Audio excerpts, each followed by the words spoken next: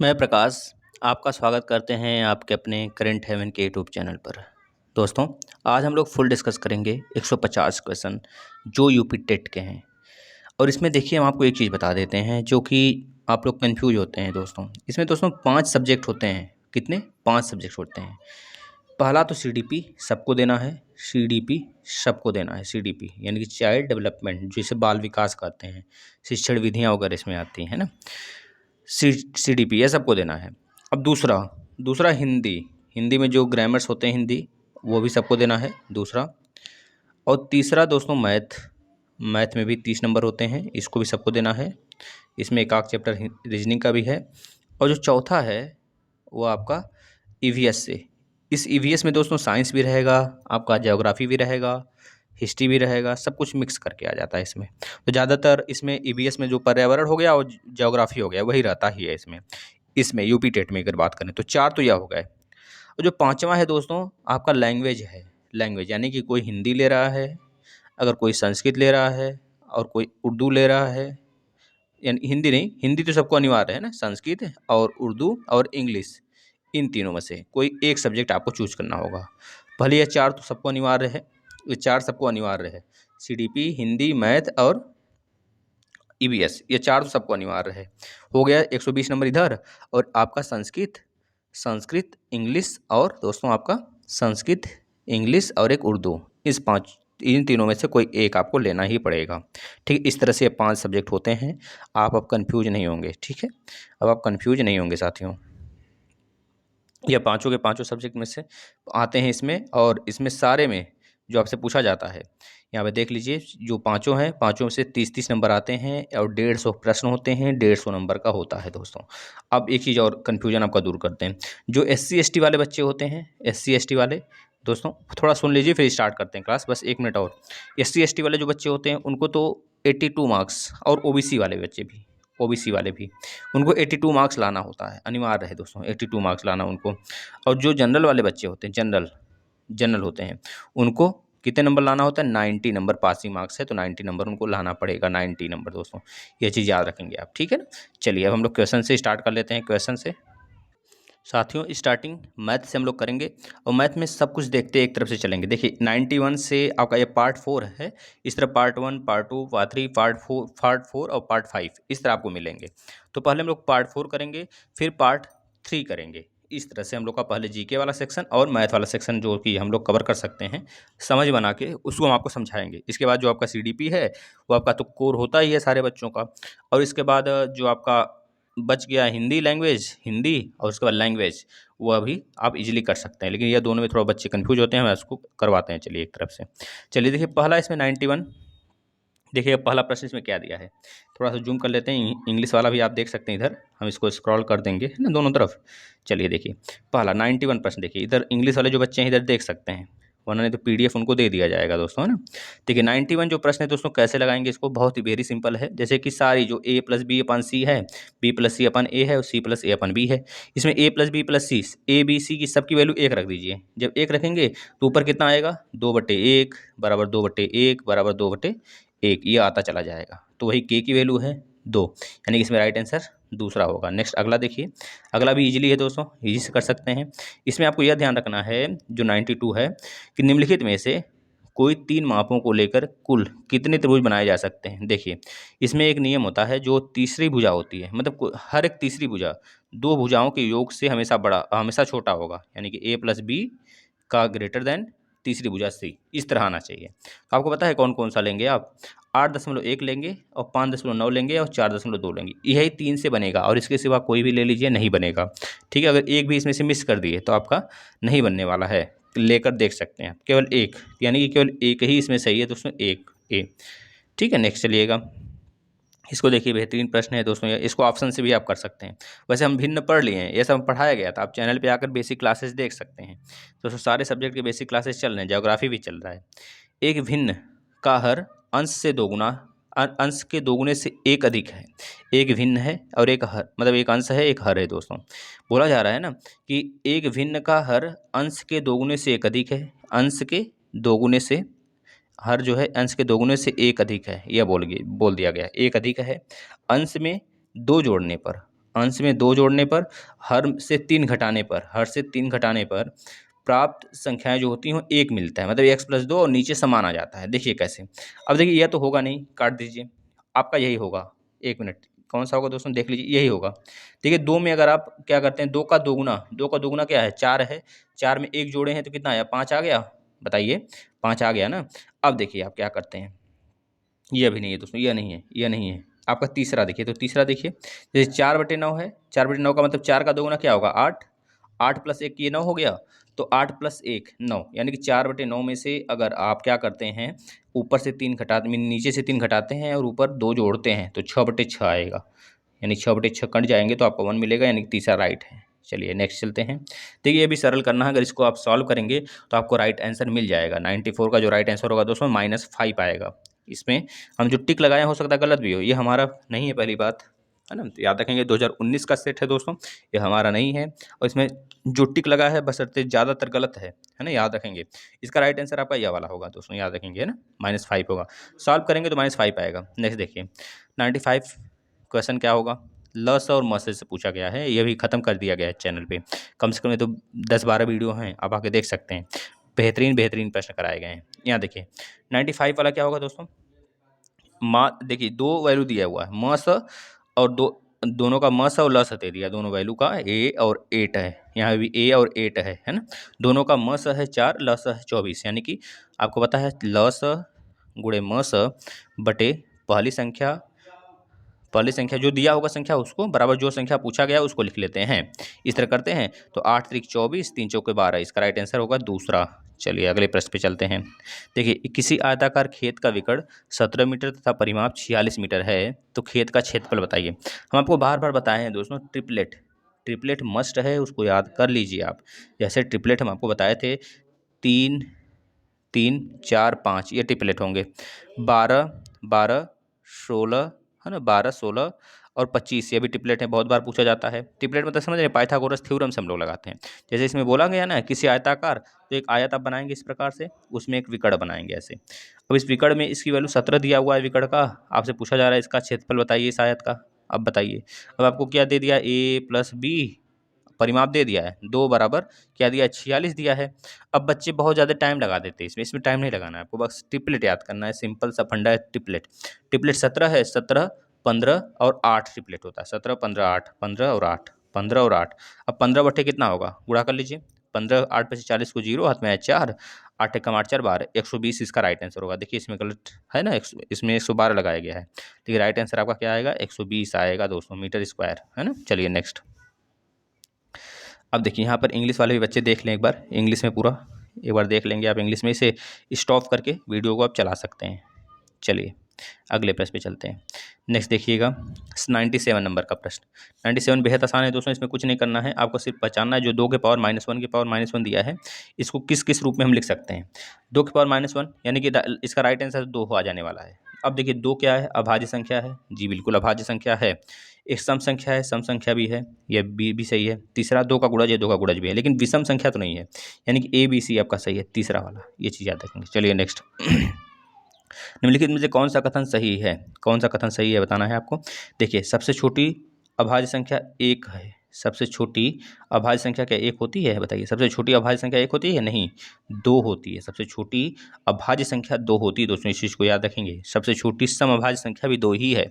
और अगर पूछा जाता है सारे अभाज्य संख्याओं में से ऐसी एक सम संख्या बताइए, तो सिंगल सम यही है, इसके बाद कोई सम संख्या आता ही नहीं इसमें, ये चीज़ भी याद रखेंगे, है ना। चलिए नेक्स्ट। तीसरा देखिएगा, 2 अभाज्य संख्याओं का योगफल सदैव अभाज्य संख्या होता है। 2 अभाज्य संख्याओं का योगफल करिए तो, जैसे हम क्या करते हैं, 2 + 3 करते हैं तो 5 आ जाता है, ये तो ठीक है। लेकिन हम करते हैं 3 + 5, दोनों अभाज्य है ना, तो 8 आता है। क्या 8 अभाज्य है, नहीं ना, मतलब ये भी गलत है, ये भी गलत है। पूछा है कौन था सही है। नेक्स्ट देखिए, कोई सम अभाज्य संख्या नहीं है, कोई भी संख्या जो ऐसी है सम अभाज्य संख्या नहीं है। 2 तो है ना सम, तो 2 अभाज्य संख्या 1 है, मतलब ये भी गलत है। केवल और केवल एक आपका राइट है, सिंगल 1। चलिए अगले प्रश्न पे चलते हैं। एक बहुभुज के अंतः एवं बाह्य कोणों का अंतर 60 डिग्री है, तो बहुभुज में भुजाओं की संख्या होगी। दोस्तों इसमें बेहतरीन प्रश्न हम लगाते हैं, इसको देखिएगा, इसका राइट आंसर 6 आने वाला है, समथिंग आई थिंक 6 ही आएगा। देखिए कैसे दिया है हमेशा, देखिए कोई भी आप अगर बहुभुज बनाते हैं, कोई भी बहुभुज बनाइए, मान लिया हम ट्रायंगल बना दिए, इस ट्रायंगल में इसको आगे तक बढ़ाएंगे तो ये पूरा एंगल जो होगा कितने का होगा, 180 डिग्री होगा ना। तो इस चीज़ याद रखेंगे, चाहे वो बाहर का दिया हो चाहे अंदर का दिया हो, अगर एक दिया है तो दूसरा अपने आप निकल जाता है ना, यही तो होता है। तो यह देखिए क्या पूछ रहा है, एक बहुभुज के अंतर एवं बाह्य कोणों का अंतर 60 है, तो हम मान लेते हैं a माइनस बी बराबर 60 और a प्लस बी बराबर आपको पता है 180 ही होगा। अगर इन दोनों इक्वेशन को आप सॉल्व करेंगे तो आपको मिल जाएगा दोस्तों कितना पता है, जो अंतःकोण, एक अंतःकोण मान लेते हैं बहुभुज जो है उसका एक अंतःकोण, जब इसको सॉल्व करेंगे देखिए बी बी कट जाएगा, 2a बराबर कितना आएगा, 2a बराबर आ जाएगा दोस्तों 240, 2 से काट देंगे तो आ जाएगा आपका 120, यानी a बराबर वो 120 आ गया, a बराबर 120 मिलेगा। और आपको पता है इसमें 60 जोड़ेंगे तो 80 मिल जाएगा, यानी कि बाह्य कोण आपका कितना आएगा, 60 डिग्री आएगा। अब आपको पता है 60 डिग्री बाह्य कोण है, 120 आपका अंतः कोण है, तो आपको बाह्य कोण आपको पता होगा बहुभुज का फॉर्मूला दोस्तों कैसे निकालते थे, 2n-4 इंटू 90, इस तरह से भी निकाल सकते हैं। लेकिन इसमें n की वैल्यू नहीं पता है हमको, n की वैल्यू नहीं पता है ना। अब आपको केवल एक चीज़ पता है, ये बाह्य कोण जितने भी होते हैं वो 360 बटे अगर हम कर देंगे तो हमको मिल जाएगा कितने बहुभुज होंगे, 360 बटे 60 कर दीजिए, 0 0 से गया 6 6 का 36, यानी कि 6 भुजाएं होंगी। कितने भुजा होंगे, 6 भुजा होंगे दोस्तों, है ना, याद रखेंगे। चलिए इसका राइट आंसर 6 आएगा ना कि 4, इस चीज़ को याद रखेंगे। और ये सारे प्रश्न हम करा चुके हैं दोस्तों, आप आएंगे करेंगे क्योंकि हमने 3-4 लेक्चर खत्म कर दिया है मैथ में, 3-4 नहीं दोस्तों, मतलब कि 54 यानी कि 54 क्लास खत्म हो गए हैं। आप आइए शुरू से देखिए, बेहतरीन है, उससे बाद शायद ही यूपी टेट में कभी आता हो। नेक्स्ट, एक सरल रेखा स्थित बिंदुओं की संख्या है तो अनंत होगी, मतलब एक सरल रेखा पर बिंदुओं की संख्या कितनी होगी, असंख्य होगी। इसका राइट आंसर यह होगा। अगला देखिए, एक त्रिभुजाकार प्रिज्म में कितने शीर्ष होते हैं। देखिए ये बेहतरीन प्रश्न है, एक त्रिभुजाकार प्रिज्म बोल रहा है ना, तो अगर आप त्रिभुज बनाते हैं इस प्रकार से, देखिए यहाँ पे अगर इसको उठा देते हैं दोस्तों, इस प्रकार से इसको उठाते हैं, ऐसे उठाएंगे, इसे उठाएंगे तो इस प्रकार से बनेगा ना, देखिए ऐसे ऐसे बनेगा ना। इसमें कितने शीर्ष हैं, 1 2 3 4 5 6, 6 होंगे। इसका राइट आंसर यह होगा, न कि 4 न कि 5 न कि 8, ठीक, क्या होगा 6 होगा। अगर पिरामिड बोला होता तो पिरामिड में आपको पता है क्या होता है, त्रिभुज होते हैं एक जगह जाके मिल जाता है, यह पिरामिड होता है। पिरामिड में केवल और केवल 4 भुजा होंगे, पिरामिड में 4 भुजा होंगे, और जो आपका प्रिज्म है इसमें 6 शीर्ष होंगे। पिरामिड में 4 शीर्ष और प्रिज्म में 6 शीर्ष, ये चीज़ याद रखेंगे। चलिए नेक्स्ट, अगला प्रश्न देखिए 102 नंबर का, 10 के 6 की दर से केले खरीद कर 6 में 4 की दर से बेचने में पर कितने प्रतिशत हानि होगी। ये तो सिंपल है, आपको रुपया निकालना है। देखिए 102 का जो राइट आंसर होगा दोस्तों, पहले तो हम आपको राइट आंसर बताते हैं, तीसरा होगा, यानी कि 10% इसका राइट आंसर आएगा, 10% आएगा। कैसे सर, देखिए जो आपको रुपये निकालना है ना, आपको रुपये निकालना है तो 10, जब 1 रुपये का कितना मिलेगा, तो अब एक केला कितने रुपए का बोलेंगे, 10/6 रुपये का। अगर बेच कितने में रहे हैं आप, जो खरीद रहे हैं तो आपका सीपी हो गया, यानी कि 2 3 6, 2 5 10, 5/3 आपका सीपी आ गया, 5/3 आपका सीपी आ गया, ये चीज़ याद रखेंगे। अब एसपी पता कर लेते हैं, 6/4 की दर से आप बेच रहे हैं, यानी कि जो 6 रुपये ऊपर और 4 नीचे, यानी कि 2 3 6, 2 दूनी 4, यानी कि 3/2 आपका क्या आ गया, 3/2 दोस्तों आ गया, एसपी आ गया। अब आपको पता है एसपी सीपी पता है, तो आप निकाल सकते हैं जो वैल्यू बड़ा है उसमें से उसको माइनस बटे सीपी गुणे 100 कर देते हैं, आ जाता है। तो कर लीजिए, देखिए कौन सा वैल्यू बड़ा है, 3/2 बड़ा है, 3/2 बड़ा है, 3/2 बड़ा है, बताइए। नहीं, 5 3 3 9, हाँ 3/2 बड़ा होगा दोस्तों, 3/2 बड़ा है, 3/2 माइनस 5/3, 5/3 सीपी है, ये चीज़ याद रखेंगे। चलिए फिर से करते हैं, 3/2 माइनस 5/3 बटे सीपी क्या था, 5/3 था, तो 5/3 नीचे रहेगा, गुणे 100 कर लीजिए, कर लीजिए। 3 3 9 और 5 दूनी 10, देखिए जो बड़ा है उसमें से हम उसको करेंगे, 5 दूनी 10। अब देखिए ये वाला बड़ा आ रहा है, सीपी तुम्हारा 5/3 ही रहेगा। अब 5 दूनी 10, 10 माइनस 9, 10 माइनस 9, 10 माइनस 9 बटे के 5, 3 और 3 कट जाएगा, 2 1 यहाँ बचा है, 2 नीचे आ जाएगा, यानी 5 दूनी 10, कितना आ गया, 1/10, 1/10 गुणे 100 करेंगे तो कितना आएगा, 10 ही तो आएगा, 10%, यानी कि 10% की हानि हुई दोस्तों, याद रखेंगे। माइनस आने का मतलब है हानि हो रहा है, हानि होगा 10%। चलिए नेक्स्ट, ये भी देखिए वेरी सिंपल है। 1 ग्राम, 103 नंबर का प्रश्न देखिएगा, 1 ग्राम को आप कितने प्रकार से लिख सकते हैं। 1 ग्राम को आप पता है आपको, 1 ग्राम बराबर कितना होता है, 1 kg बराबर कितना होता है, 1 kg बराबर 1000 ग्राम होता है ना। देखिए कितने सिंपल सिंपल प्रश्न आते हैं, इसमें ज़्यादा हड़बड़ाने वाली बात नहीं। अब 30 में 30 करके आओगे, अगर सारा सेशन फॉलो कर रहे हो तो 30 में 30 करके आओगे, 100% गारंटी कहते हैं दोस्तों। देखिए 1000 है, 1000 को आप कैसे लिख सकते हैं, 1 ग्राम की बात करेगा तो आप कैसे लिख सकते हैं, ए भी सही है और बी भी सही है। ए 1/1000 ठीक कहते हैं, 1 ग्राम को जब किलोग्राम में बदलेंगे तो कितना आएगा, 1000 आ जाएगा, 1/1000 कहिए या फिर 10⁻³ कहिए, तो दोनों सही है, यानी कि ए भी सही है, बी भी सही है, यानी कि राइट आंसर इसका 1 होगा। नेक्स्ट देखिए, इंग्लिश वाले बच्चे इंग्लिश देख लेंगे। इंग्लिश आप देख लीजिए, स्क्रॉल करके स्लो करके वीडियो देख सकते हैं आराम से पॉज करके। और यहाँ से प्रश्न दोस्तों हूबहू आते हैं, पता है, यही प्रश्न बार बार हो सकता है, रिपीट भी हो सकता है। यूपी टेट की हो पेपर, यूपी टेट का चाहे प्राइमरी लेवल हो चाहे मिडिल लेवल हो, दोनों में लगभग समानता है, भेरी समानता है, बहुत ज़्यादा समानता है दोस्तों, ये चीज़ याद रखेंगे, है ना। क्योंकि ज़्यादा डिफरेंस नहीं, बिल्कुल नहीं डिफरेंस है, ये मान के चलिएगा, बिल्कुल डिफरेंस नहीं है, बस समानता ही है, दोनों में समान है, सब कुछ समान है। देखिए यहाँ पे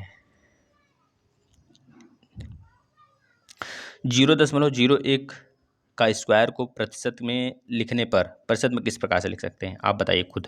104 का जो राइट आंसर है दोस्तों क्या हो सकता है, आप खुद बताइए। इसका राइट आंसर तो AD होगा, ए भी होगा, डी भी होगा। इस प्रकार से लिख सकते हैं क्या, देखिए 0.001 को अगर हम स्क्वायर करते हैं तो क्या आता है, 0.0001 ये आएगा।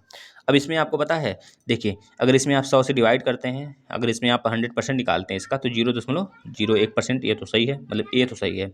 अब 0.01% को आप क्या लिख सकते हैं, 1/100% भी तो लिख सकते हैं, मतलब कि ए और डी सही है, इसका राइट आंसर चौथा होगा। अगला चलिए, यदि दो संख्याओं का अंतर तथा गुणनफल क्रमशः 5 और 36 है तथा, तो उसका व्युत्क्रमों का अंतर क्या है, ये बताना। देखिए बहुत ही सिंपल है, इसको आप सोच के कर सकते हो। देखिए जो ये 5 है दोस्तों, ये तो गुणनफल है ना, यह दो संख्याओं का अंतर है यानी, और जो ये 36 है ये क्या है, ये क्या है दोस्तों, ये यह दिया है उसका अंतर, सॉरी गुणनफल दिया है, दो संख्याओं का गुणनफल दिया है, और यह दिया है आपका दो संख्याओं का अंतर। अब बताओ अंतर कब आएगा, ऐसी दो संख्या पकड़िए जो कि गुणा करने पे 36 आ जाए और अंतर 5 आ जाए। तो आप बताइए, 9 चौको 36, 9 - 4 5 आ गया, और 9 चौको 36 आ गया, मतलब दो संख्या हमको मिल गई कि नहीं। एक तो 1/9 हो जाएगा, एक तो हो जाएगा 1/4। देखिए व्युत्क्रम बोल रहा है ना, व्युत्क्रम का अंतर बोल रहा है, तो 1/4 माइनस 1/9 निकाल दीजिए। देख लीजिए 9 - 4, 9 - 4 करेंगे तो ऊपर तो 5 बचेगा, और नीचे 9 चौको 36, एलसीएम ले लेंगे तो 36 आएगा, मतलब 3 आपका राइट आंसर होगा। इस प्रकार से सोच के करते हैं, हम ज़्यादा हम नहीं मानने जाएंगे। a - b एक संख्या हो गया a, तो एक संख्या b, a - b बराबर 5, a × b बराबर 36, तो अब लगाएंगे फार्मूला a - b का होल स्क्वायर। तो इस तरह से नहीं करने जाएंगे हम आपको। दोस्तों आप बेसिक क्लास अगर देख रहे हैं डेली सेशन में, डेली जो आपका 11 बजे सेशन होता है डेली, अगर आप देख रहे हैं तो बेहतरीन प्रदर्शन करने वाले हैं, इतना मान के चलिएगा, सारे सब्जेक्ट में बेहतरीन प्रदर्शन करेंगे। ये तो वेरी सिंपल है, एक आयत जिसका 6%, देखिए इसको हम आपको ट्रिक बताते हैं, पता है, देखिए आराम से आप इसको चुटकी में उड़ा देंगे कैसे, देखिएगा दोस्तों। 106 का जो राइट आंसर है देखिएगा आप, देखिए दोस्तों जो 60% में वृद्धि किया जा रहा है और चौड़ाई में कितने % की कमी करें कि इसके आयत का क्षेत्रफल न बदले। अब आप बताइए, अगर हम बोलें आपसे कि आयत का जो क्षेत्रफल है नहीं बदलने के लिए बोल रहा है ना, अगर मान लेते हैं हम इसका 125% और 60%, बताइए जो दोनों का डिफरेंस आएगा, जो दोनों का डिफरेंस आएगा अगर उसमें उसको जोड़ेंगे तो 100% हमको मिलना चाहिए, साफ बात है 100% मिलना चाहिए। 100 यानी कि अगर देखिए इसमें हम क्या जोड़ें कि हमको 40% मिल जाए, या तो 60% अपने आप में है ही, हमको ऐसा कौन सा वैल्यू जिसमें जोड़ें कुछ कि 40% मिल जाए, 40 + 60 100 हो जाना चाहिए, 100 होना चाहिए ना। तो आप बताएंगे सर एक बार इसको लेके चेक करते हैं, क्योंकि यह शंका लगता है सारे बच्चों को। ये दोनों तो काट दीजिए, ये दोनों नहीं हो सकते, क्योंकि इसमें आप अगर 40 जोड़ेंगे भी तो कितना आ जाएगा, 90 आएगा, 90 आएगा ना जी। तो इसमें कुछ भी जोड़ें तो बहुत ज़्यादा चला जाएगा, इसमें भी चला जाएगा। आपका राइट आंसर केवल 4 होगा, तो ऑप्शन से आप खेल सकते हैं, ऑप्शन से खेल सकते हैं, अन्यथा आपके पास है एक option a + b + a × b / 100, ये वाला एक फार्मूला है, हमने बताया है बेहतरीन तरीके से। परसेंटेज चल रहा है इस समय, परसेंटेज जो बच्चे देख रहे हैं वो बेहतरीन तरीके से इसको कर ले जाएंगे। इसका राइट आंसर आप बता देंगे दोस्तों, चौथा होगा। चलिए नेक्स्ट, एक घन का आयतन संख्यात्मक रूप में उसकी भुजाओं की लंबाई के योग के बराबर है, घन का संपूर्ण पृष्ठीय क्षेत्रफल क्या होगा, तो इसका राइट आंसर भी 64 क्या होगा दोस्तों, 107 का राइट आंसर क्या हो जाएगा, तो बता देंगे दोस्तों 44 होगा। 107 का बताइए क्या होगा, 107 का देखिए इसमें क्या दिया है, एक घन का आयतन संख्यात्मक रूप से कितना है, उसकी भुजाओं की लंबाई के योग के बराबर है, घन का संपूर्ण पृष्ठ का क्षेत्रफल क्या होगा। ये तो आप देख सकते हैं, घन के संपूर्ण पृष्ठ का क्षेत्रफल क्या होगा, बताइए। घन है, इस घन के संपूर्ण पृष्ठ का क्षेत्रफल क्या होगा, आप तो निकालते हैं, घन है, घनाभ नहीं है, इस चीज़ को याद देखिएगा। a² × 6 भुजा है, 6 साइड है तो 6a² होगा, यही तो बोला गया है। घन के आयतन संख्यात्मक रूप में उसकी भुजाओं की लंबाई के योग के बराबर है, घन का संपूर्ण पृष्ठीय क्षेत्रफल कितना होगा दोस्तों, 64.5 इसका राइट आंसर आएगा। आप बेहतरीन तरीके यही क्वेश्चन सेम टू सेम यही क्वेश्चन सॉल्व कराया गया है, आप आएंगे क्योंकि बोर्ड पे कराने का कोई दूसरा दोस्तों अच्छा लगता है बोर्ड, मतलब बोर्ड पे बेहतरीन तरीके से कराया जा सकता है। आप देख सकते हो वहाँ पे आपको समझा के बताया गया है। यहाँ पे थोड़ा पेपर कराना है, थोड़ा लेट हो जाएगा, ज़्यादा घंटे चले जाएंगे, तो आप इसका राइट आंसर देख लीजिए। बस प्रश्न किस प्रकार से आते हैं आपको देखने में सिर्फ यह रुचि रहना चाहिए। अगर यह रुचि है तो आप सारी चीज़ें अगर देख रहे हैं पहले से सेशन, तो बेहतरीन तरीके से प्रदर्शन कर पाएंगे एग्जाम में, है ना। 108 नंबर देखिए। देखिए ऐसे भी प्रश्न कराए गए हैं, जो बच्चे नहीं देखे हैं बोल रहे हैं देखेंगे उसे। देखिए इसका राइट आंसर 108 का जो राइट आंसर होगा दोस्तों क्या होगा, 108 का जो राइट आंसर हो जाएगा दोस्तों आप बता देंगे। 108 का राइट आंसर चौथा होगा, चौथा, यानी कि 1 लाख कितने परसेंट हो जाएंगे दोस्तों, वेतन उसका कितना हो जाएगा, 1 लाख रुपए। दोस्तों इसमें सिंपल है, देखिए 2016 में उसका वेतन प्रतिवर्ष क्रमशः 10%, 15% बढ़कर 2018 के वेतन तक पहुंच गया। 2016 में उसका वेतन कितना था यह बताना है। देखिए पहले था 12,6,500, अब उसका परसेंट बढ़ा है, ये 2018 में बढ़ा है, तो 2016 में कितना था, 10% पहले बढ़ा तो 90% रहा होगा, 90/100, 90/100 से गुणा करेंगे, फिर अगेन 15% बढ़ा, 15% में तक हुई 85, 85/100 या कर देंगे, बस हो गया। यही मल्टीप्लाई कर देंगे, राइट आंसर आपके सामने आ जाएगा, यानी कि 1265 गुड 90/100 गुड़े 85/100, राइट आंसर आपके सामने होगा दोस्तों। आप काट पीट करके देख सकते हैं। चलिए एक मिनट उल्टा करेंगे ना, तो 90 नीचे रहेगा, 85 नीचे रहेगा दोस्तों, ये चीज़ याद रखेंगे। 90 और 85 नीचे रहेगा, 90 और 85 नीचे रहेगा, दोनों 100 जो होंगे ऊपर रहेंगे, तब जाके 90 और 85 का आप गुणा करेंगे तभी आपका आ जाएगा निकल के 1256। देखिए 1265, 90 और 85 का गुणा करिए तो देखिए तो कितना आएगा, 9×5 = 45 को 5 हाथ में 4, 8×9 = 72, 72 और 4 कितना होगा, 72 और 4, 72 और 4 कितना हो गया भैया, 76। ठीक है, ये आ गया 765 और एक 0, इस तरह से आएगा। अब इसको आप काटेंगे ऊपर तो आराम से कैंसिल होगा, क्योंकि दोनों समय में क्या हो रहा है, वेतन क्रम से इतने इतने अच्छा बढ़ रहे हैं दोस्तों, हाँ बढ़ रहे हैं, घट नहीं रहा है, बढ़ रहा है। तो याद रखेंगे जब बढ़ेगा तो हम 110 करेंगे, 110 करेंगे और 115 से मल्टीप्लाई करेंगे, ये चीज़ याद रखेंगे। 110/100 और 115 × 100।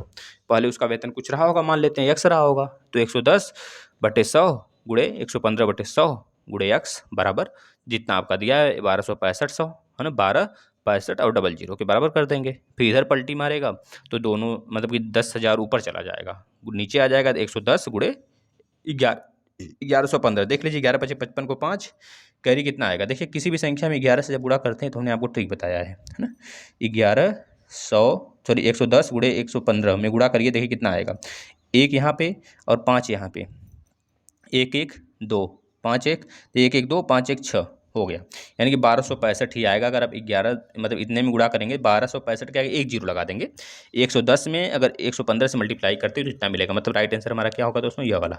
चलिए नेक्स्ट देखिए, इंग्लिश वाले बच्चे देख लेंगे एक बार ऐसे।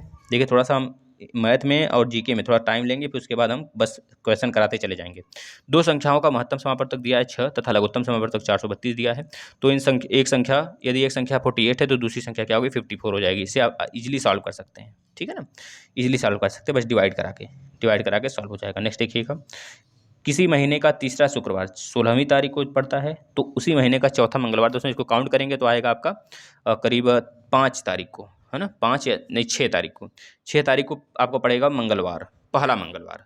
दूसरा मंगलवार पढ़ने के इसमें 8 जोड़ दीजिए, 14 तारीख को पड़ेगा। इसके बाद फिर 5 तारीख को, पहला मंगलवार 5 तारीख को पड़ेगा। 5 में जब 8 जोड़ेंगे तो कितना होगा, 8 5 13, 13 होगा ना, 8 जोड़ेंगे तो 13 आएगा, 13 तारीख को लगभग मंगलवार पड़ेगा। फिर उसके बाद फिर आप 7 जोड़ेंगे उसमें, 7 मतलब कि एक आज ज़्यादा, 7 हमेशा जोड़ते रहेंगे, 7 हमेशा जोड़ते रहेंगे। अगर 6 पड़ता तो 6 में 7 जोड़ते तो 13 आता, यह सही है। 13 तारीख मतलब 6 तारीख को मंगलवार पड़ेगा। 6 में 7 हमने जोड़ा, 6 6 12 13, 13 तारीख के दूसरा मंगलवार। फिर इसमें हमने 7 जोड़ा तो फिर जाके आपका 20 तारीख, 20 तारीख को तीसरा मंगलवार। तो ये चीज़ याद रखेंगे, आपका राइट आंसर क्या होगा दोस्तों, 20 तारीख को तीसरा मंगलवार पड़ेगा। तीसरा नहीं चौथा पूछा है ना, तो पहला मंगलवार तो पहले ही तारीख को पड़ जाएगा, चौथा इसका राइट आंसर दोस्तों 20 होगा। 100% राइट आंसर होगा इसका, लिख लीजिए आप। चलिए नेक्स्ट, क्योंकि तीसरा शुक्रवार पड़ रहा है ना, तीसरा शुक्रवार पड़ रहा है मतलब कि तीसरा मंगलवार या फिर दूसरा मंगलवार होगा, यही तो हो सकता है इसके आसपास। बिल्कुल यही है, तो बिल्कुल इसमें फंसना नहीं है आपको, इसका बेहतरीन कराएंगे इसका चैप्टर पूरा का पूरा। देखिए इसमें बोला गया है एक पाइथागोरस त्रिक 111, देखिए एक पाइथागोरस त्रिक याद कीजिए जिसकी सबसे छोटी संख्या 8 हो। अब देखिए सबसे छोटी संख्या 8 पूछा गया है ना, तो इसमें तीसरा तो गलत है पहले तो, ये तीसरा गलत हो जाएगा, पहले तीसरा गलत। देखिए 1 मिनट, इसमें तीसरा गलत, क्योंकि सबसे छोटी संख्या इसमें 6 दिया है गलत। अब यह तो होता ही नहीं ट्रिपलेट, 8 9 10 ट्रिपलेट होता ही नहीं है, कौन बोल दिया ट्रिपलेट है। अब यह होता है कि नहीं होता इसके बारे में हमें नहीं पता, लेकिन अभी अभी तुरंत हमने देखा दोस्तों 8 15 17 का ट्रिपलेट, जिसमें कि विकर्ण 17 दिया था। देखिए एक ही क्वेश्चन, एक ही पेपर में आपको 2-3 प्रश्न खुद मिल जाएंगे सॉल्व किए, जैसे यहाँ पे सॉल्व किया हुआ प्रश्न मिल गया, इसका राइट आंसर दूसरा होगा। चलिए अगले प्रश्न पे चलते हैं। जेड का मान ज्ञात कीजिए, यदि संख्या 417 जेड 8 हो तो 9 से विभाजित होना चाहिए। सबको जोड़ेंगे तो जेड की जो वैल्यू आएगी दोस्तों 7 आएगा, यह होगा इसका पहला राइट आंसर। अगले प्रश्न में चलते हैं। बताइए इसमें 2160, अगर आप इसे सॉल्व करेंगे दोस्तों तो ए की वैल्यू जो है 113 नंबर का प्रश्न है दोस्तों, 113 में अगर आप इसे सॉल्व करते हैं तो जो ए की वैल्यू है कितना आएगी। देखिए जो ए की वैल्यू है 2 के पावर में जो दिया गया है 4 आएगा, ए की वैल्यू कितनी आएगी दोस्तों 4 आएगा। अगर बी की वैल्यू देखेंगे, इसे सॉल्व करेंगे तो अगर बी की वैल्यू देखेंगे तो कितना आएगा, बी की वैल्यू कितना आएगा 3 आएगा, बी की वैल्यू 3 आएगा। और जेड का वैल्यू कितना आएगा दोस्तों 1 आएगा, जेड का वैल्यू 1 आएगा। कैसे इसे सॉल्व करेंगे सर, बस इसका एलसीएम जैसे लेते हैं उसी तरह ले लीजिए, 2 के 3 के 5 जो आपके प्राइम नंबर होते हैं ना उसी के पावर चढ़ा लीजिए, बस यहाँ पे रख दीजिए उसका पावर, राइट आंसर आ जाएगा। इसका राइट आंसर दोस्तों 81/40 होगा। ठीक है ना, चलिए नेक्स्ट। इसमें देखिए यह तो रीजनिंग है, वेरी सिंपल है, इसमें बस क्यूब कर रहा है, क्यूब किया जा रहा है। देखिए आमने सामने का क्यूब, जैसे 1 का क्यूब किया, पहले एक ही निकालना है हमको, 2 का क्यूब 8, 3 का क्यूब 27, 4 का क्यूब 64, तो 1 का क्यूब एक ही तो होगा 1 इसका राइट आंसर, यानी कि ऑप्शन नंबर 2। चलिए दोस्तों यहाँ से अब आपका अच्छा बंटन आ गया, एक चैप्टर मतलब कुछ और मैथ बचे हैं। देखिए किसी बंटन का बहुलक ज्ञात करिए। तो बहुलक क्या होता है, बहुलक आपको पता है दोस्तों क्या होता है, वह क्या करता है, रिपीट करता है अपने आप को, जितना से अधिक बार आया हो। तो इसका राइट आंसर पहला होगा, से अधिक संचयी बारंबारता वक्र द्वारा। तो ज़्यादा से ज़्यादा आएगा तभी तो बहुलक निकाल पाएंगे आप। बहुलक का मतलब क्या होता है पता है, बहुलक का मतलब होता है मॉड ऑफ डिस्ट्रीब्यूशन। ठीक है ना, ये देखिए इंग्लिश भी दिया है। नेक्स्ट देखिए, एक कमरे की लंबाई 10% घटाई गई और चौड़ाई 20% क्या की गई, वो अभी चौड़ाई भी घटाई गई और ऊंचाई 5% बढ़ गया। तो बताइए आयतन में कितने परसेंट की कमी आएंगे दोस्तों। उसी तरीके से आपको इसको भी सॉल्व करना है, a plus B into into B अपन में 100, इसे सॉल्व करेंगे, 2 बार इसको सॉल्व करेंगे, आपका राइट आंसर ये आएगा 24.2%, यही राइट है।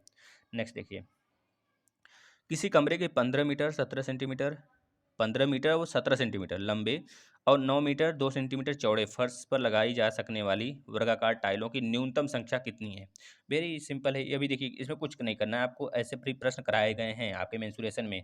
दोस्तों सारे क्लास अगर आप देखे हैं तो आप एक भी प्रश्न गलत नहीं करके आएंगे, 100% गारंटी है। देखिए पहले 15 मीटर है 17 सेंटीमीटर है, तो मीटर को बस सेंटीमीटर बदल दीजिए, और 9 मीटर है 2 सेंटीमीटर है तो मीटर को सेंटीमीटर में बदल दीजिए। फिर इसके बाद दोनों को ऐड कर देंगे, ऐड करने के बाद आपको पता है कमरे का फर्श है तो लंबाई और चौड़ाई दिया है तो गुणा कर देंगे। अब गुणा करने के बाद जो आएगा दोस्तों वो किसी न किसी का स्क्वायर होगा, अगर स्क्वायर है जिसका वही राइट आंसर, यानी कि 820 का स्क्वायर आएगा, यही राइट होगा। चलिए नेक्स्ट, गुणनफल। अब देखिए आपको बताना है 2153 के पावर 167 है। हमने इसके नंबर सिस्टम में इसको बहुत बेहतरीन तरीके से पढ़ा था, नंबर सिस्टम के करीब 20 क्लास हैं, तो आप देखेंगे तो आपको सारा कॉन्सेप्ट क्लियर हो जाएगा। इसका राइट आंसर आपको पता है इसमें कैसे कर किया जाता है, जिसके लास्ट में 3 आ गया तो जो उसके पावर में चाहे जो रहे 4 से डिवाइड कर दीजिए, 4 चौके 16 और 4 एकम 4, 3 बच गया तो 3 के पावर 3, 3 त्रिका 9 त्रिक 27, यानी कि क्या होगा इसका इकाई अंक 7 हो जाएगा। नेक्स्ट देखिए इसको आज ही हमने कराया परसेंटेज में, इसको यही प्रश्न हूबहू दोस्तों, बस उसमें डाटा चेंज था, यही प्रश्न आज ही कराया हमने। अगर आपने नहीं देखा है तो देख लीजिए दोस्तों, सारे प्रश्न फॉलो करिए, इससे बाहर एक भी प्रश्न नहीं आने वाले हैं। इसका राइट आंसर तीसरे का क्या होगा 3/8 होगा, जिसको देखना है वह सेशन में आ जाएगा। 8 से भाज्य होने वाली संख्या है, 8 से भाज्य कब होती है, ये नंबर सिस्टम हमने पढ़ा था। 8 से भाज्य तब होती है जब अंतिम 3 अंक विभाज्य होते हैं किसी बड़े से बड़े अंक का। देखिए 224 यह कट रहा है, 220 नहीं कटेगा, यह काट दीजिए। इसके देखिए बाद देखिए 128 यह भी नहीं कटेगा, इसको काट दीजिए। इसके बाद 124 कट जाएगा, देखिए 8 एक कम और कितना बचा, 8 एक कम 8 और कितना बचा, एक मिनट तीसरा कटेगा ना। देखिए 8 एकम 8 बचा कितना यहाँ पे 4, 8 छक 6 से 43 6 48, यानी कि तीसरा और पहला कटेगा, ये दोनों गलत होंगे। यानी इसका राइट आंसर क्या होगा दोस्तों, तीसरा और पहला। तीसरा और पहला किस में दिया है, चौथे में दिया है, नहीं चौथे में कहाँ दिया है, तीसरा और पहला, अच्छा चौथे में दिया है, इसका राइट आंसर चौथा होगा। चलिए अब जिस बच्चे को इंग्लिश में देखना है इंग्लिश में एक बार देख लेंगे आप लोग, चलिएगा। चलिए दोस्तों इसके बाद हम चलते हैं किस पे, इन्वायरमेंट पे। इन्वायरमेंट बेहतरीन तरीके से प्रश्न आपको कराएंगे, देखिएगा आप बहुत ही आनंद आ जाएगा दोस्तों। चलिए इन्वायरमेंट में देखिए 121 नंबर का पहले प्रश्न, 121 का आप लगाएंगे राइट आंसर जलकुंभी। जलकुंभी एक ऐसा पौधा है दोस्तों जो कि एक तरह से क्या करता है पता है, आतंक मचाता है, खरपतवार बटोर लेता है। इसका राइट आंसर यह होगा। चलिए नेक्स्ट, ये बंगाल वाले साइड में बहुत ज़्यादा पाया जाता है, वेस्ट बंगाल में। वायरस के अजैविक होने का लक्षण क्या है? इसके क्रिस्टल के रूप में परिवर्तित किया जा सकता है इसको दोस्तों। चौथा इसका राइट आंसर है। चलिए नेक्स्ट, पादप हार्मोन जो फलों को पकाने में सहायता करता है दोस्तों, ये दोस्तों इथाइलिन होगा या फिर एथिलीन? आपको पता है C2H4 होता है, C2H4 दोस्तों इसका राइट आंसर यह होगा। अब जो ऑक्सिन है, पता है ऑक्सिन क्या काम करता है? बताइए ऑक्सिन क्या काम करता है? ऑक्सिन दोस्तों पौधों को बढ़ाने में, फल जल्द निर्माण करने में इसके काम में आता है। लेकिन साइटोकाइनिन की बात करेंगे, साइटोकाइनिन किस लिए आता है दोस्तों? तो बताएंगे कोशिका विभाजन में साइटोकाइनिन होता है। और जिबरेलिन जो काम करता है दोस्तों, जिबरेलिन क्या काम करता है? दोस्तों पौधों का मोटाई हो गया, उनका शाखाएँ हो गया, शाखाएँ का बनाना हो गया, उनको विस्तार करना हो गया, सारी चीज़ें यह देखता है दोस्तों जिबरेलिन, है ना? याद रखेंगे। नेक्स्ट, स्वतंत्र रूप से भूमि में रहने वाला अवावी अवायवी अवायवी, है ना? इसको क्या कहते हैं? यहाँ पे देख लीजिए, है ना कि क्या कहते हैं? एनारोबिक कहते हैं, एनारोबिक जीवाणु जिसमें नाइट्रोजन स्थिरीकरण की क्षमता होती है, तो राइजोबियम होता है दोस्तों। इसका राइट आंसर आप लगाएंगे दूसरा। ठीक है, नेक्स्ट चलिए, किस प्रकार का डीएनए कोशिका में सामान्य रूप से पाया जाता है दोस्तों? इसका राइट आंसर क्या होगा 125 का? आप बता देंगे दोस्तों। ए हो मत सॉरी, चौथा होगा जेड डीएनए, इसका राइट आंसर होगा जेड डीएनए। जेड डीएनए होगा दोस्तों इसका राइट आंसर, यह चीज़ आप याद रखेंगे। आपको पता है जेड डीएनए होता है, इसका खोज जो किया था नॉर्डिम तथा बैग ने किया था 1984 में दोस्तों। अगर आरएनए पूछा होता तो आरएनए भी 3 प्रकार का होता है। कितने प्रकार का? 3 प्रकार का, आरआरएनए, एमआरआरएनए और टीआरएनए। ठीक है ना, ये चीज़ याद रखेंगे। नेक्स्ट चलिए, 1853 में भारत की पहली यात्री ट्रेन कहाँ से चली थी दोस्तों? बम्बई से थाने चला था, ये किसको नहीं पता है। मात्र 34 किलोमीटर दोस्तों, याद रखेंगे। अंग्रेजों के ज़माने। एशिया का सबसे बड़ा पशु मेला कहाँ लगता है दोस्तों? आपका सोनपुर का मेला है जो कि बिहार में लगता है, याद रखेंगे दोस्तों। अब तो बहुत ही कहानी खत्म है बिल्कुल, अब ऐसे नहीं लगते हैं मेले। बहुत ही वहाँ का सिचुएशन बहुत ख़राब हो गया, मतलब उतने जैसे हाथी घोड़े बहुत ज़्यादा जानवर वगैरह आते थे, अब उतना नहीं आते हैं, कुछ नहीं आते समझ लीजिए। अब प्लास्टिक के भी रह जाते होंगे, वही बहुत है। तो इसका राइट आंसर सोनपुर होगा। नेक्स्ट, राष्ट्रीय एकता परिषद की स्थापना हुई थी। राष्ट्रीय एकता परिषद की स्थापना दोस्तों 1961 ईस्वी में हुआ था, ये चीज़ याद रखेंगे आप। चलिए नेक्स्ट, समता के अधिकार का उल्लेख संविधान के किन अनुच्छेद में मिलता है दोस्तों? इसका भी हमने शॉर्ट वीडियो एक डाला है, आप देख सकते हैं। जो मौलिक अधिकार भाग 3 है आपका, उसमें समता का अधिकार दिया गया है ना? स्वतंत्रता का अधिकार है। स्वतंत्रता का अधिकार दोस्तों किस कहाँ से कहाँ तक आ जाता है? तो बता देंगे, जो स्वतंत्रता का अधिकार होता है दोस्तों, वो हमारा 19 से 22 तक आता है, यह स्वतंत्रता का अधिकार है। समानता का अधिकार 14 से 18 तक है, ये चीज़ याद रखेंगे। शोषण के विरुद्ध अधिकार दोस्तों 23-24 है, 2 ही इसमें है। एक में बच्चों का जो व्यापार है, बच्चों मनुष्यों का, एक है बच्चों के लिए, कम उम्र के अगर काम करते हैं तो उसके लिए शोषण होता है। और जो अनुच्छेद 25 से 28 तक है दोस्तों, ये रिलीजियस फ्रीडम है, ये चीज़ याद रखेंगे। चलिए नेक्स्ट, किस देश में लचीला संविधान लागू है? किस देश में लचीला संविधान लागू है दोस्तों? 130 का जो राइट आंसर होगा दोस्तों, भारत। भारत में लचीला और कठोर दोनों लागू हैं। लेकिन अमेरिका के संविधान सबसे पहले बनाया गया था 1889 में। यूके से ही हम लोग सारे संविधान में सब कुछ लिए हैं, लगभग 250 आर्टिकल हम लोग को अधिनियम में 1935 से लिया गया है। इसका राइट आंसर भारत होगा। नेक्स्ट, पूर्वा किस अधिवास में शामिल है दोस्तों? नगरी, सॉरी नगरी नहीं होगा दोस्तों, यहाँ पे यह गलत आंसर टिक किया गया है। यहाँ पे अपखंडित होगा। क्या होगा? अपखंडित होगा इसका राइट आंसर। ठीक है ना? जो पूर्वा है दोस्तों 131 का तीसरा राइट आंसर होगा, याद रखेंगे। ये क्या है, हम इसको डिटेल में पढ़ाएंगे। कौन सा ज्वालामुखी पर्वत है? तो बताएंगे यूराल। दोस्तों आपको पता है ना, कितने ज्वालामुखी पर्वत हैं आपको पता है दोस्तों? जैसे जापान का फ्यूजियामा हो गया, ज्वालामुखी पर्वत है। जैसे बात करें म्यांमार का पोपा हो गया, पोपा। हवाई द्वीप का मोना लाओ हो गया। दोस्तों ज्योग्राफी में सब कुछ पढ़ रहे हैं हम लोग। अगर ज्योग्राफी आप देख रहे हैं तो बेहतरीन तरीके से आप 5 से 6 प्रश्न, 6 से 7 प्रश्न करके आएंगे। हम बता देते हैं दोस्तों, ज्योग्राफी से डायरेक्ट 10 प्रश्न के आसपास उठ के आते हैं आपके ईवीएस में। तो याद रखेंगे, वहाँ से आपका 10 प्रश्न बहुत मायने रखता है। 10 अंक मतलब आगे जाना। भविष्य में अगर आपका यूपी टेट जो है मेरिट टेस्ट पे हो गया तो आप बहुत आगे रहेंगे। इसका राइट आंसर यूराल होगा। एलिफेंटा द्वीप अवस्थित है दोस्तों, एलिफेंटा द्वीप पर ही आपका मुंबई ही स्थित है। मुंबई एलिफेंटा द्वीप के बिल्कुल पास है। कल ये मुंबई एलिफेंटा द्वीप पर स्थित है, तो इसका राइट आंसर मुंबई तट होगा। क्या होगा? मुंबई तट हो जाएगा दोस्तों। ये भी हम लोग पढ़ लिए हैं ज्योग्राफी में। नेक्स्ट देखिए, अगला प्रश्न, मानसूनी वन पाए जाते हैं जहाँ वर्षा होती है दोस्तों। लेकर इसमें दिया होता 40 से 80 तक, तो अभी सही होता आपका। लेकिन 40 से 80 तक नहीं दिया, तो 40 से 80 तक में कौन हो सकता है? 70 से 100 हो सकता है, यही राइट आंसर है। नेक्स्ट देखिए, कार्बी एंगलोंग पठार विस्तार है। कार्बी एंगलोंग पठार का विस्तार तिब्बत, यानी कि अगर आपका नॉर्थ ईस्ट भारत दिया होता, नॉर्थ ईस्ट यानी कि मणिपुर, असम, अरुणाचल प्रदेश यदि होता तब भी आपका वैसा ही हो जाता, लेकिन यहाँ पे तिब्बत याद रखेंगे। तिब्बत आपका नॉर्थ ईस्ट में बहुत ज़्यादा फैला हुआ है ना, तिब्बत हो गया, नॉर्थ में भी बहुत ज़्यादा फैला हुआ है, तो ये सारे याद रखेंगे दोस्तों, तिब्बत हो जाएगा, क्योंकि तिब्बत में ही कार्बी एंगलोंग पर्वत है, सॉरी पठार है। नेक्स्ट, भारत में महिलाओं के लिए आरक्षण की व्यवस्था कहाँ है दोस्तों? लोकसभा में है, इस चीज़ को याद रखेंगे, लोकसभा में है। ठीक है, लोकसभा, इसका राइट आंसर ये होगा। 136 का जो राइट आंसर हो जाएगा दोस्तों, कितना हो जाएगा? तीसरा। चलिए नेक्स्ट, किस राज्य के राज्यपाल किसी राज्य के राज्यपाल की जो नियुक्ति होती है, कितने कम से कम क्या उम्र होनी चाहिए दोस्तों? 30 वर्ष। ठीक है, 30 वर्ष। इस पर भी एक सेपरेट वीडियो गया है, शॉर्ट वीडियो में, एक शॉर्ट वीडियो का एक लिस्ट बना होगा, आप आकर देख सकते हैं, शॉर्ट ट्रिक करके। उसमें बहुत सारी चीज़ें की दी गई है, मात्र 30-30 सेकंड की हैं, आप आराम से बहुत सारी चीज़ें कवर कर सकते हैं वहाँ से दोस्तों। तो वहाँ से दोस्तों आप जैसे राष्ट्रपति का जो आयु होता है, एज होता है, कितना होता है मैक्सिमम? तो बताएंगे 35 होता है, लेकिन मिनिमम कुछ नहीं है, याद रखेंगे। मैक्सिमम नहीं, मिनिमम 35, मैक्सिमम कुछ नहीं है, मैक्सिमम कुछ नहीं है, मिनिमम कम से कम 35 रहना चाहिए। जैसे कि लोकसभा में मंत्री बनने के लिए 25 होना चाहिए मिनिमम, और मैक्सिमम कुछ भी नहीं है, चाहे जिस उम्र तक बन सकते हैं, 100 साल के हैं तब भी बन सकते हैं। लेकिन अगर पूछा जाता है राज्यसभा में मिनिमम, तो बताएंगे 30 मिनिमम, और मैक्सिमम कुछ नहीं है। उसी प्रकार राज्यपाल का है, सेम विधानसभा का भी है और सेम विधानमंडल का भी है ना, विधान परिषद, सॉरी, विधान परिषद और विधानसभा। विधानसभा में वही मैक्सिमम कितना होगा दोस्तों?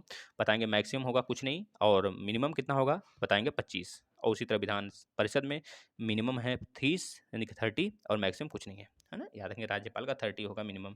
नेक्स्ट, इसको मिलाना है, ये तो बेहद आसान है। तो भारतीय संघ किससे मिलेगा बताइए? भारतीय संघ किससे मिलेगा? प्रधानमंत्री से मिलेगा, यही तो मिलेगा। इसके बाद राज्य राज्य किससे मिलेगा?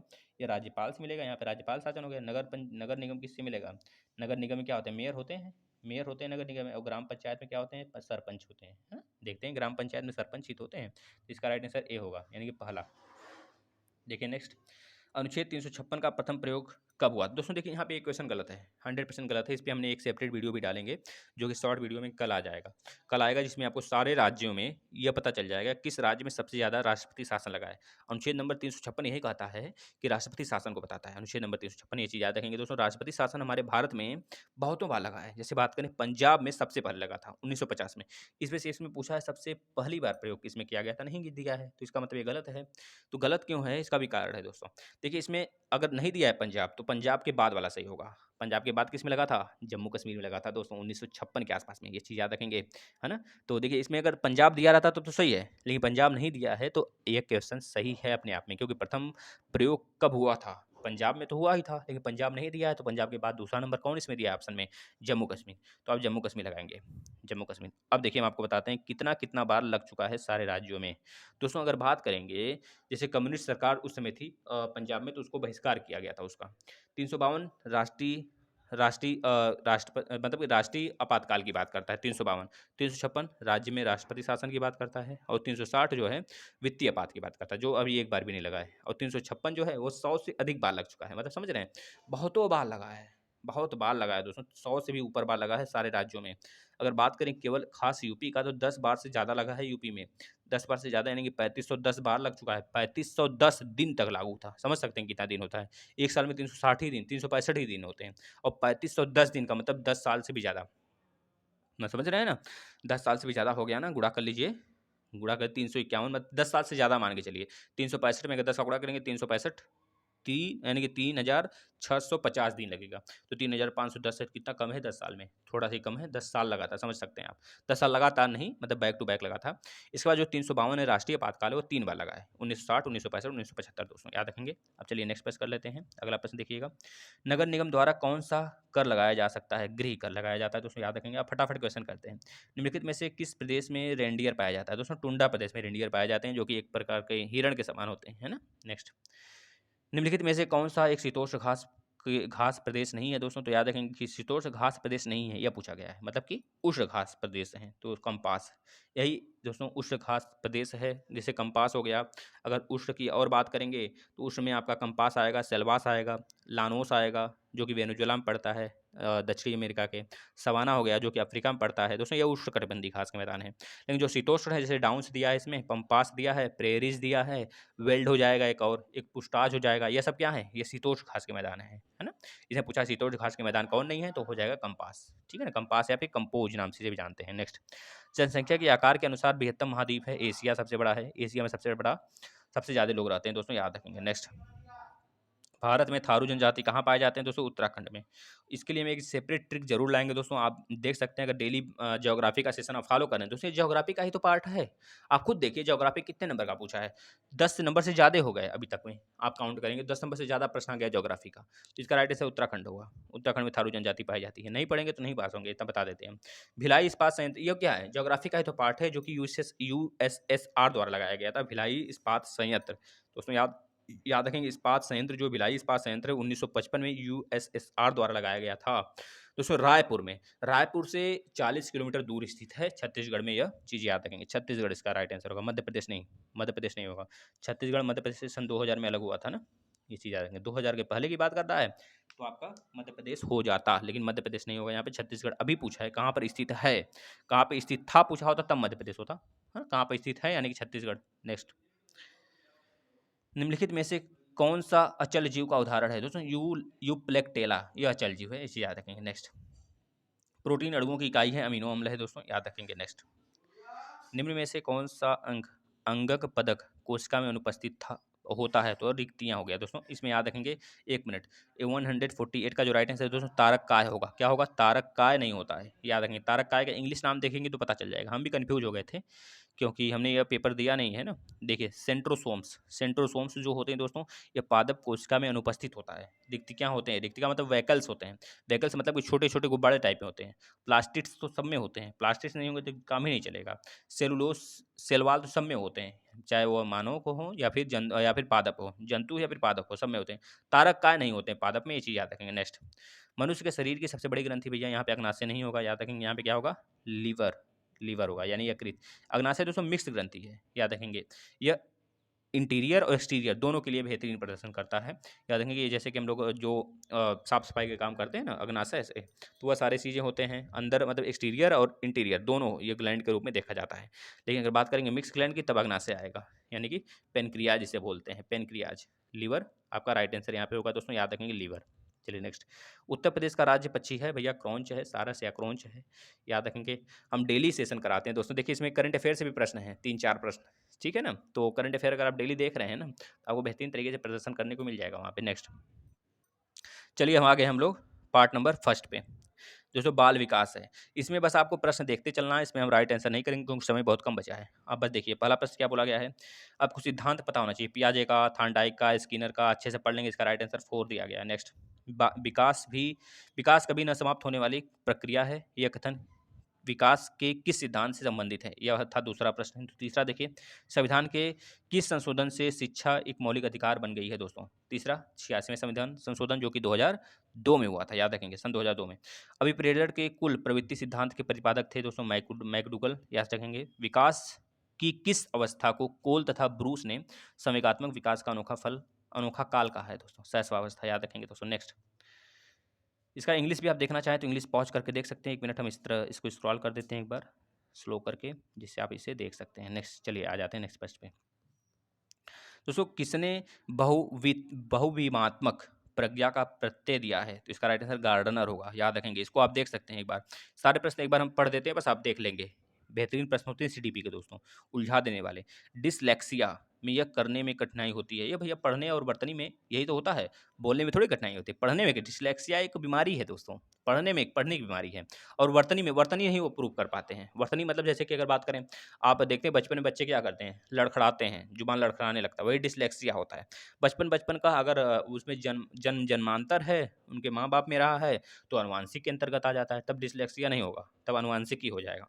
या बेहतरीन तरीके से आप इसको पढ़ सकते हैं, मैम पढ़ाएंगी, घबराइएगा मत, मैम बहुत सारे क्लास ली भी हैं, आप आके देख सकते हैं।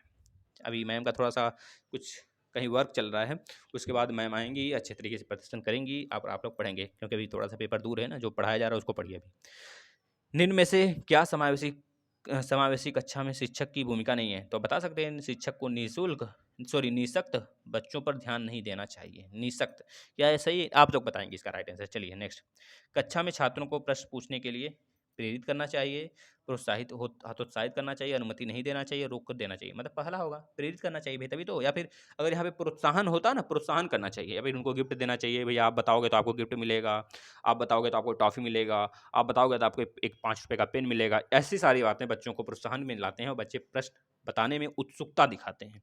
ये चीज़ याद रखेंगे 9वीं में, है ना?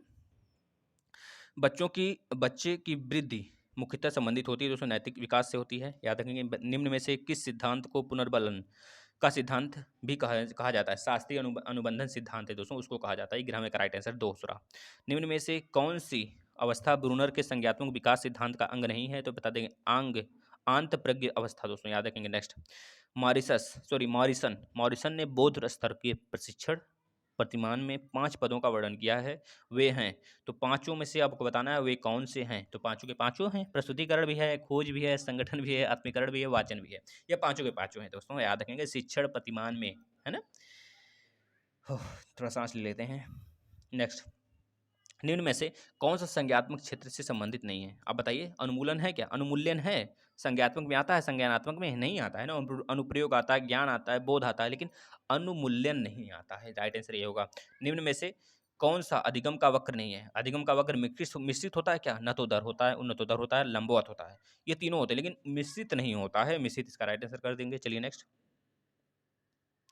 16 देखिए, यदि शिक्षक कक्षा में एक छात्र को समस्यात्मक बालक के रूप में पाता है तो उसे क्या कहते हैं? बच्चे को परामर्श देना चाहिए। क्या देना चाहिए परामर्श? तो उसे बच्चे को परामर्श देना चाहिए। मान लीजिए बच्चे पढ़ नहीं रहे हैं, बच्चे नहीं पढ़ रहे हैं, बच्चे को समझ में नहीं आ रहा है, तो बहुत सारी चीज़ें हो सकती हैं, इसको मैम समझाएंगी। नेक्स्ट प्रश्न, टाइम नहीं है।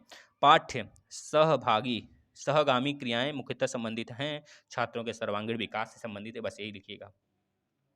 निम्न में से किसी ने अधिगम सिद्धांत का प्रतिपादन नहीं किया दोस्तों? तो बताएंगे कोहलर ने किया अधिगम का, बीएस ब्लूम ने किया कि नहीं किया? बिल्कुल किया। देखिए थॉर्नडाइक बिल्ली पे किए थे, कोहलर भी किए थे, स्किनर ने भी किया था। थॉर्नडाइक किस पे किए थे? बिल्ली पे किए थे कि चूहे पे किए थे? बताइए तो। स्किनर किस पे किए थे? ये शायद चूहे पे किए थे स्किनर। कोहलर ने पावलाव जो थे ये भी किए थे। पावलाव कुत्ते पे किए थे दोस्तों, है ना? याद रखेंगे ये चारों के चारों लोग सिद्धांत जो दिए हैं अधिगम का, यह प्रतिपादन होता है अधिगम का सिद्धांत, लेकिन बीएस ब्लूम पे नहीं होता है दोस्तों। राइट आंसर चौथा होगा इसका, 18वें का। नेक्स्ट, शिक्षा में अवरोधन का तात्पर्य है भैया किसी बालक का 1 वर्ष से अधिक समय तक एक ही कक्षा में रहना। यही तो है प्रॉब्लम्स। बच्चा फेल होता चला जाए, बच्चा नहीं पढ़े, बच्चा गधा रहे, तो ये आ जाता है तीसरा। याद रखेंगे ना। चलिए नेक्स्ट, निम्न में से किस कौशल में पूर्व ज्ञान का परीक्षण आता है? दोस्तों प्रस्तावना कौशल में, बिल्कुल ये सही है। नेक्स्ट, कोई इसमें टाइम डिले नहीं करना है।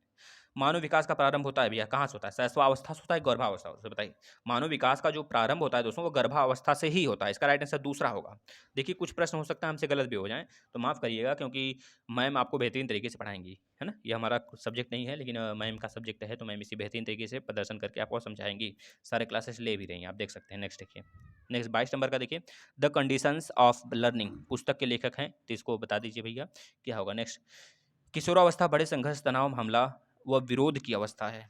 यह कथन किसका है? यह तो स्टेनले हॉल का ही है। यह तो सही है, हमारा 100% सही है।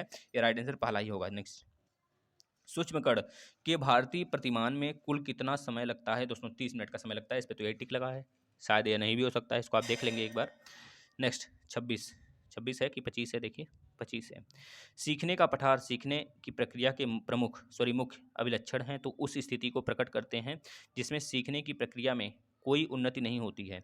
इसका कथन किसका है? यह कथन किसका है? तो बता देंगे आप किसका है। नेक्स्ट, व्यवहार के कारण व्यवहार में परिवर्तन ही अधिगम है। यह किसने कहा था भैया? क्रो ने कहा था। यह तो 100% सही है हमको, क्योंकि हम पढ़े हैं भैया मैम से ही। तो यह राइट आंसर आपका तीसरा सही है। चलिए नेक्स्ट, सूची ए तथा सूची बी को सुमेलित करिए। तो कर लेंगे। इसमें ग्लेजर क्या है, गार्डन के क्या है, ब्रूनर क्या है ना? इसका राइट आंसर देखिए, जो लगाया गया हो सकता है गलत हो। समस्या इस बात की है, आप लोग इसी को अगर सही मान लेंगे तब समस्या तब नहीं होगी जब आप खोज कर अपने से लिखेंगे, क्योंकि हमारा काम है आपको जो चीज़ें हम आप बता सकते थे, समझा सकते थे, मैथ हो गया, जीके हो गया, आपको समझा दिया। अभी हिंदी आएगा, हिंदी भी समझा देंगे, है ना? लेकिन यह सब सारी चीज़ें आपको करनी है, क्योंकि सारे सब्जेक्ट तो एक नहीं चला जा सकता ना, है ना? तो आप याद रखेंगे। आपको बस यह हम बताने के लिए पेपर करा रहे हैं कि इस प्रकार से पेपर आते हैं। जो चीज़ें पढ़ाई जा रही हैं वो बेहतरीन तरीके से पढ़ाई जा रही हैं, आप पढ़िए वहाँ पर। यही सारी चीज़ें सुपर टेट में भी थोड़ी बहुत आती हैं, और सी टेट की तो बिल्कुल लगभग थोड़ा सा हार्ड हो जाता है सी टेट, और बाकी सिलेबस तो बहुत सारे सेम होते हैं। सी टेट के भी क्लास चल रहे हैं, यूपी टेट के भी चल रहे हैं, दोनों आप फॉलो करिए। बालकों का अधिगम सर्वाधिक प्रभावशाली होगा तब जब बालकों का संज्ञानात्मक, भावात्मक और मनोराज है ना मनोचालक पक्षों का विकास होगा। जाहिर सी बात है, पहला इसका राइट आंसर है। स्मृति स्तर एवं बोध स्तर के प्रशिक्षण प्रतिमान की संरचना में कौन सा सोपान उभयनिष्ठ है, तो बताएंगे इसका राइट आंसर क्या होगा। नेक्स्ट अब देखिए यहाँ पर आ जाएगा हिंदी भैया, हिंदी लैंग्वेज जो कि सबको पढ़ना है ना, हिंदी और हिंदी लैंग्वेज वन फर्स्ट की बात किया जा रहा है। प्रयोजन का समानार्थी के शब्द क्या है, नियोजन है। रिजु का विलोम शब्द क्या है, वक्र। रिजु का विलोम शब्द वक्र होगा, त्रिकोण नहीं। नेक्स्ट निम्नलिखित विकल्पों में किस विकल्प में विशेषण का निर्देश अशुद्ध है, तो वह नौकर कोई भी विशेषण नहीं है। वह नौकर में क्या कोई विशेषण नहीं है, बताइए विशेषण है कि नहीं, इसमें है, बिल्कुल है। वह क्या है, एक तरह से सर्वनामिक विशेषण है दोस्तों, सर्वनामिक है, याद रखेंगे है ना। वह तो विशेषण है ही, खुद बोल रहा है वह विशेषण है ना, सर्वनामिक विशेषण है। नेक्स्ट वह नौकर, जैसे क्या नौकर, वह नौकर रामू नौकर है, कौन नौकर, सर्वनामिक विशेषण है ना, बस ये चीज़ याद रखेंगे, यही गलत है। आप भला तो जग भला वाक्य में सर्वनाम के किस भेद का बोध किया गया है। आप भला तो सग भला, निजता की बात की गई है ना, तो आप जो इसमें आता है उसमें निजता की बात होती है। नेक्स्ट निम्नलिखित में से कौन सा शब्द पुल्लिंग है, तो चील पुल्लिंग है बस, और क्या। नेक्स्ट देखिए, इसमें आ जाइए नेक्स्ट इधर। प्रकाशन प्रकाशन वर्ष की दृष्टि से डॉक्टर हरिवंश राय बच्चन की रचनाओं का सही अनुक्रम है, तो सारे जितने भी डॉक्टर हरिवंश राय बच्चन की रचना है उसको याद कर लेंगे आप। जैसे मधुशाला, मधुबाला, मधुशाला, मधुकलश, ये सब क्या हैं, इनके ही रचना हैं।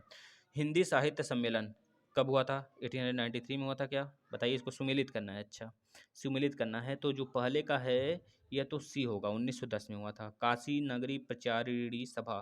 देखिए हमको इसमें से सिर्फ और सिर्फ दो आ रहे हैं, यानी कि एक हमको तीसरा आ रहा है, एक पहला, एक दूसरा आ रहा है।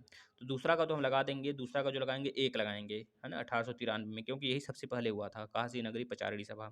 इसके बाद आपका हुआ था पहला कि दूसरा, राष्ट्रभाषा प्रचार समिति, यानी कि इसका बी होगा। देख लीजिए जो तीसरे का बी का किस में दिया है, बस एक ही में दिया है, तो यही राइट आंसर होगा। चलिए नेक्स्ट, एक से भी आंसर किया जा सकता है। देखिए तीसरे का बी केवल हमको अगर आ ही रहा था तो हम कर दिए, है ना। तुलसी के रचना कार हैं, तुलसीदास के रचनाकार कौन है, सूर्यकांत त्रिपाठी निराला।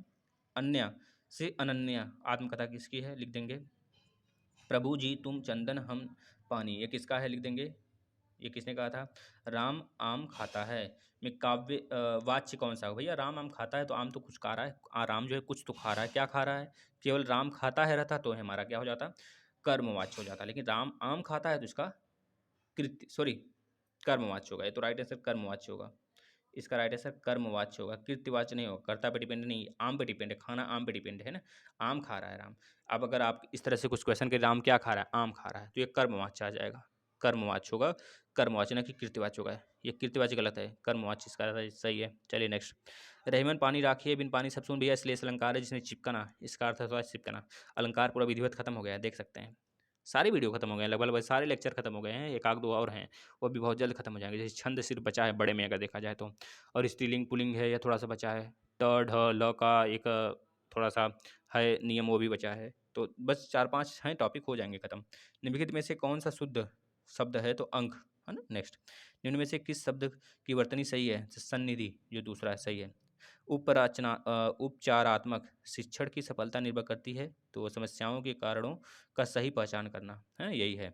नेक्स्ट देखिए इसको आप अच्छे से करेंगे, घोंसले में चिड़िया है में कौन सा कारक है।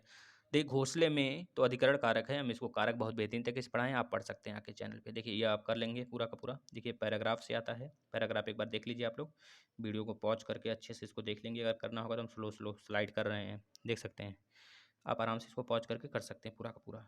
चलिए नेक्स्ट देख लें, यहाँ आप देखिए, यह राम आम खाता, ये तो हो गया ना, ये तो हो गया ना जी, ये वाला भी हो गया। चलिए नेक्स्ट आ जाते हैं इधर, इधर देखिए प्लुत स्वर कौन सा है, तो प्लुत स्वर में थोड़ा सा टाइम डिले होता है ना, तो ओ जो बीच में आता है ना बन के ओम इस तरह, तो वही प्लुत स्वर होता है। नेक्स्ट निम्नलिखित में कौन सा शब्द तद्भव है, तो तद्भव क्या होगा, तद्भव इसमें खेत ही दिख रहा है बस, और क्या। चलिए नेक्स्ट निम्नलिखित में से कौन सा शब्द देशज है, देशज पतलून है। नेक्स्ट छछूंदर की सिर पर चमेली का तेल का अर्थ क्या होगा, मतलब आपसे क्या पूछ रहा है, अयोग्य व्यक्ति की अच्छी चीज देना, यही सही तो है, मतलब अयोग्य व्यक्ति है छछूंदर, उस पर चमेली का तेल रख दिया सर पे, तो अयोग्य व्यक्ति का को अच्छी चीज देना।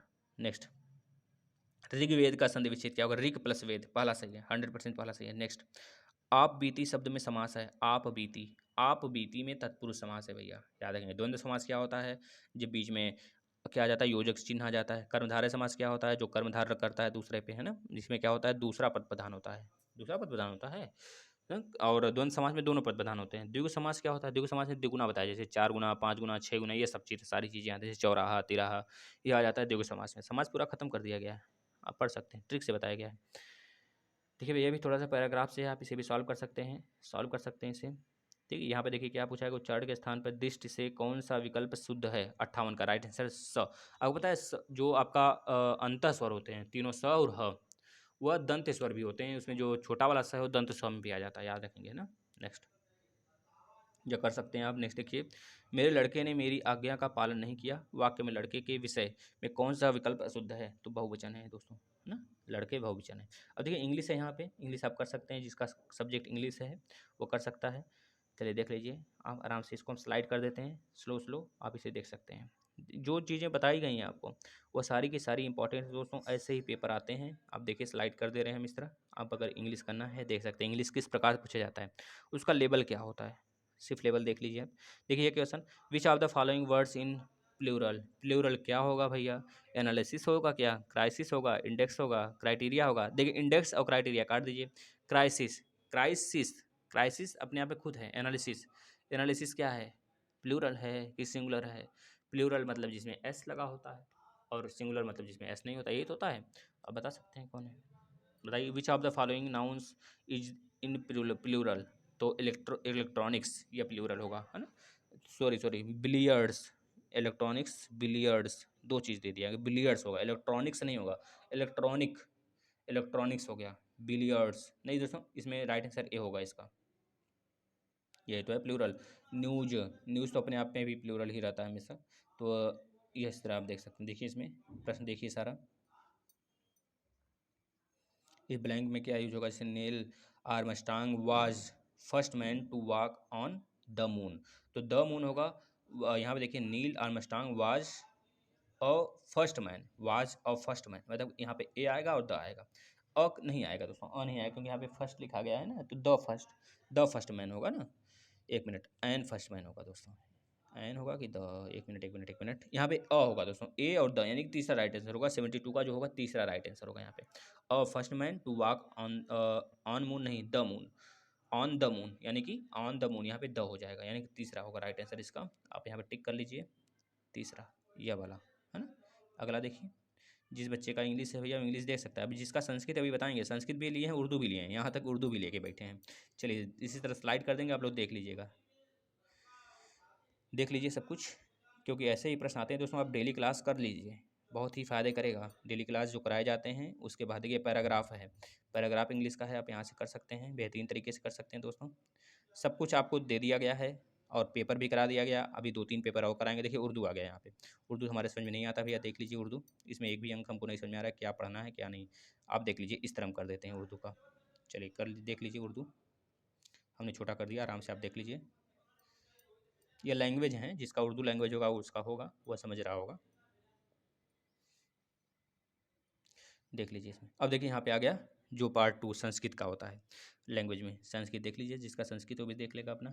संस्कृत में एकोन चत्वारित को क्या कहते हैं भैया, एकोन चत्वारिस, एकोन चत्वारिस, एकोन त्वारिस, ये तो पता नहीं क्या होता है। देखिए 39, 39, 49, 59 को क्या कहते हैं, अच्छे से संस्कृत में पढ़ के जाइएगा, ये देख लीजिए, जिसका संस्कृत है वो देख ले भैया, ठीक है ना, देख लीजिए आप लोग यहाँ पे संस्कृत, ये चीज़ देख लीजिए आप, सारा प्रश्न देख लीजिए आप, पॉज करके वीडियो को देख लेंगे अगर आपका संस्कृत होगा तो और इंग्लिश होगा तो, ठीक है ना। चलिए अब लास्ट, ये आ गया हमारा पहला पेज। चलिए दोस्तों, अगर आपको वीडियो सेशन अच्छा लगा हो, क्योंकि एक दो सेशन, एक दो और लाएंगे पूरा पेपर, तो ये एनालिसिस था पूरा पेपर का आपका, 2019 का सेट है दोस्तों, यह प्रथम पाली में हुआ था, ये प्राइमरी लेवल का है, मतलब पहला फर्स्ट पेपर है ना, याद रखेंगे। और सारी चीज़ें इससे थोड़ा सा बक्का लीजिए कि 1% बस ज़्यादा होता है, 1% डिफिकल्टी होती है मात्र, जो सेकंड मिडिल लेवल का होता है, मात्र 1 से 2%, ज़्यादा डिफिकल्टी नहीं होगी। आप ये मान के चलिए, अगर आप यूपी टेट की तैयारी कर रहे हैं, जो चैनल पे जितनी चीज़ पढ़ाए जाते हैं, आप सुपर टेट तक क्वालिफाई करेंगे, सुपर टेट हो गया, जो भी लेवल हो गया सुपर टेट का, चाहे जितना हाई लेवल दे दें, सब क्वालिफाई करेंगे, बशर्ते आप सारे क्लास करिए दोस्तों। और अगर आपको सेशन डिस्कशन अच्छा लगता है तो आप ज़्यादा से ज़्यादा इसको शेयर करिए, सबके पास ये पहुँच जाए दोस्तों, है ना? जितने बच्चे हैं जो डीएलएड कर रहे हैं, जो बीटेक सॉरी जो आपके बीएड कर रहे हैं, जिनका कह लीजिए कि अभी पहला या फिर तीसरा सेमेस्टर है या फिर बीएड में पहला पहला ईयर है, तो उसके बाद वो लोग पेपर देंगे तो उनके लिए बेहद ज़रूरी है, या पहला एक एनालिसिस कर लेना। तो अपने आप पे एनालिसिस कर लीजिए, ऐसे ही पेपर आते हैं, है ना? चलिए इसे शेयर करिए ज़्यादा से ज़्यादा दोस्तों। आप लोग की क्या चाहिए, एक सहयोग चाहिए बस और कुछ नहीं, है ना? तो इससे क्या होगा कि आप लोग इससे कुछ सीखेंगे, अगर सीख रहे हैं तो ज़्यादा से ज़्यादा शेयर करिए। धन्यवाद मित्रों।